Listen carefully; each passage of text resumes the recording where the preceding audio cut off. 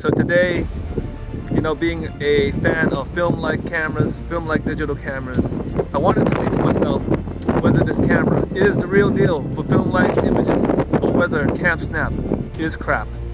If you love photography and you're on social media, you have undoubtedly seen the advertising campaign for this camera, stressing a vintage or film experience.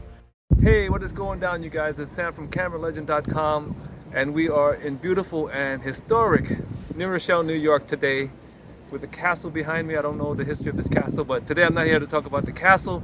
Today I have one camera with me, and you have undoubtedly seen this camera advertised if you're on Instagram or Facebook. It's all over the place. The makers are promising a film-like digital experience. So today I am here to find out for myself whether or not it really delivers on that promise. Today's camera is none other than the Camp Snap camera. All right, I don't know if there's another name for it, but it's Camp Snap.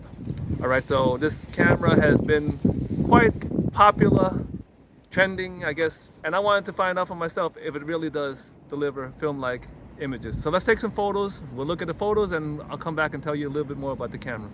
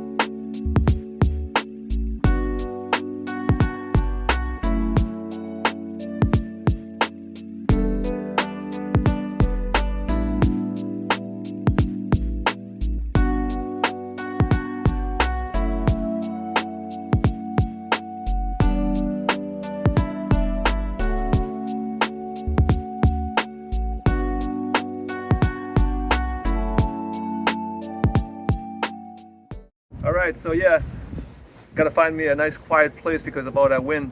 All right, so I want to show you guys how to operate the camera. It's really very simple. This is really a true point and shoot. It's a fixed lens right here. And to turn the camera on, this button right here, which also is the shutter button, to turn the camera on, you're gonna press and hold until you hear 2 beeps. All right, do you hear that? Okay, so that means the camera is on. If you look at the back of the shots, you see how many shots you've taken. As you can see, I've not taken that many shots with this camera. All right, now to turn it off, same button, press and hold. 1 beep, and then it will turn off. Okay, now to take a shot, here's the thing that might throw you guys a little bit off because you're used to holding down the shutter button. You just press it until you hear the click, until you hear the fake electronic noise, and then you're taking the picture. So being that it's so light, I try to steady it and then I press down. There you go. You hear it? You don't even have to hold it down, you just press it and let it go. But make sure you're holding the camera steady because it's very light. All right, let's get. All right, so whenever I'm reviewing a camera like this, I cannot be overly critical. You have to look at the whole picture. This is a camera that is made by a family business, actually. So I'm always gonna support that. Now, it's not the fault of Camp Snap that a camera that was apparently made for kids has been taken to by social media influencers and adults. So that actually goes much to their benefit. Now, I'm not sure if Camp Snap started out pushing this film-like thing, but I suspect it's the social media influencers and YouTubers who started pushing this, and Camp Snap just went with the momentum. which is a smart business decision. And as some of you guys might remember from my Yashica Y35 video, there's just a huge market for these retro filmic kind of cameras. Gets them every time. So now to answer the question that many of you watching this channel might have is this camera film-like? Well, it's film-like, you know, in the way that you use it, you know, the fact that you can carry it around. It's very lightweight, that you can carry it with you all the time. The fact that it doesn't have a screen to distract you. It's a lot of fun that way because you just take it with you and you take your pictures and you kind of look forward to coming back and seeing how they come out. It's film-like in that way. But are the images film-like? Well, I'm just going to give you my honest opinion, you know. Don't be upset at me, but my answer is no. I believe that these are among the most digital looking images that I have seen, and not always in a good way. Lots of high noise. Sometimes at its worst, they look like stills from a security camera or a video grab. But to be fair, it is not unlike the images from the other lo-fi cameras that I have used, such as the Yashica Digital Hoga or the Yashica Y35. But this camera, to be fair, can surprise you at times, especially in good light, with some very nice looking images. So I'll give it that.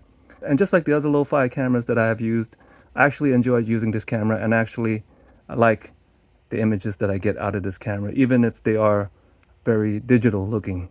Like I said, there's nothing wrong with a digital image. All right. So that is my honest opinion of this camera. And like I said, it's only $65. So you're not losing much. And you're supporting a family business. So more power to them. And so if you can accept it as is, I actually think this is a fun camera to use. All right, so what do you guys think? If you have one of these, or even if you don't, leave me a comment. Was it film-like enough for you? Or is it just another marketing scheme? My opinion, I think this is fine for what it is. It's not expensive. It's under $100. It gives you a film-like experience in the sense that you can't see anything, you know, there's no LCD. You can't focus it. You know, it's fixed focus, so you kind of just shoot away and look forward to seeing the results later, almost like you do with film cameras, with some film cameras. All right. So, would I recommend it for the price? Yes. I think it's great for what it is. All right. I hope you guys enjoyed this episode. And what's going to be next on the Camera Legend channel, we don't know, but I can guarantee that it will always be something worth your time. And until next time, I will catch you guys on theCameraLegend.com, and let's take a awesome, snappy and not so crappy camp snap image of you guys at the count of 3. 1, 2, 3.